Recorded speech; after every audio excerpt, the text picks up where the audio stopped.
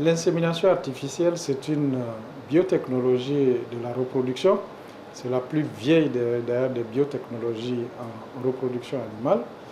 Et c'est un outil d'amélioration génétique. Elle consiste à récupérer, à collecter la semence chez le mâle et à l'introduire dans les voies génitales de la femelle sans qu'il y ait accouplement. Le plus souvent, quand on fait des croisements avec des races étrangères, les semences nous parviennent et on fait le dépôt dans les voies génitales des femelles de nos races locales. Alors ça a plusieurs avantages et évidemment le premier gros avantage c'est l'amélioration génétique des animaux. Ça évite aussi de véhiculer les maladies de la reproduction, notamment puisque les mâles qui sont utilisés, ce sont des mâles qui sont sains. Ça a un avantage économique au lieu d'avoir un mâle, de le nourrir, de l'entretenir. On n'en a pas besoin puisque la semence nous parvient directement. Et c'est les avantages essentiels de cette technologie. C'est recommandable chez nous dans la mesure où, certes, nous avons des races locales qui sont adaptées, qui ont certaines performances, mais si on veut réellement réduire le problème d'importation de protéines animales, notamment de lait et de viande dans notre pays, forcément, on est obligé de passer par le croisement avec des races exotiques qui ont un potentiel génétique plus élevé que le nôtre. À titre d'exemple, la race Azawa que nous avons, qui est la meilleure de l'Afrique de l'Ouest, c'est dans des conditions optimales qu'on arrive à avoir 12 litres par jour. Avec le croisement, on peut espérer avoir, pourquoi pas, 15, 18, 20 litres par jour. Et ça, ce serait une très bonne performance. Donc, deuxième aspect, même le leveur traditionnel, qui n'a pas les moyens d'entretenir des animaux métis, croisés avec les races exotiques, on peut utiliser la semence de races locales sélectionnées sur la base des performances de leurs parents. Et là, on est sûr de pouvoir augmenter la production laitière. Donc, quand on est en milieu traditionnel, on peut utiliser la semence de nos races locales sélectionnées.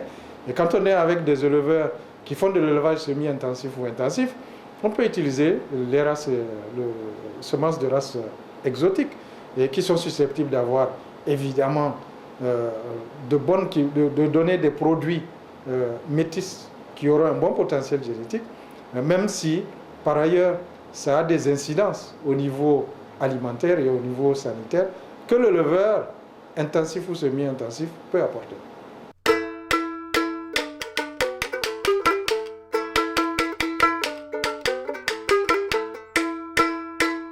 La préparation de l'insémination artificielle, évidemment, il faut d'abord disposer de la semence. Alors, nous avons deux possibilités. Une des possibilités, c'est si c'est les races exotiques que nous n'avons pas, nous importons ces semences. Et pour les races locales, eh bien, nous collectons nous-mêmes et nous conditionnons cette semence. Il faut forcément un labo spécialisé pour le faire. Nous l'avons au niveau de la faculté d'agronomie. Nous avons des ressources humaines. Et pour l'instant, nous avons commencé à collecter et à congeler de la semence Azawa que nous utilisons en insémination artificielle. Et nous allons poursuivre cela avec la semence Kouri. Et nous avons l'ambition d'avoir une banque de semences et qui servira aussi de banque de gènes de nos ressources génétiques animales. L'acte d'insémination artificielle, on peut faire ça chez l'animal qui a des chaleurs naturelles, mais quand on a de gros effectifs, on est obligé de synchroniser les chaleurs chez ces animaux. Et la synchronisation, c'est préparer les femelles à recevoir, puisque le dépôt de la semence ou l'acte d'accouplement se fait chez l'animal femelle à un stade donné où la femelle accepte le mâle. Et donc nous préparons, c'est ça qu'on appelle la synchronisation des chaleurs, qui nécessite évidemment des produits de synchronisation et du matériel que nous avons, qu'il est fondamental d'avoir, que le labo doit avoir. Nous préparons ces femelles et pendant 9 jours, on retire ce dispositif le 9e jour et 2 jours après, on vient inséminer. Le processus dure à peu près 12 à 13 jours. Le Niger est un pays d'élevage. Par rapport à l'insémination artificielle, le PPAO a financé l'acquisition du matériel performant à l'université Abdou Moumouni et a soutenu les groupements d'éleveurs.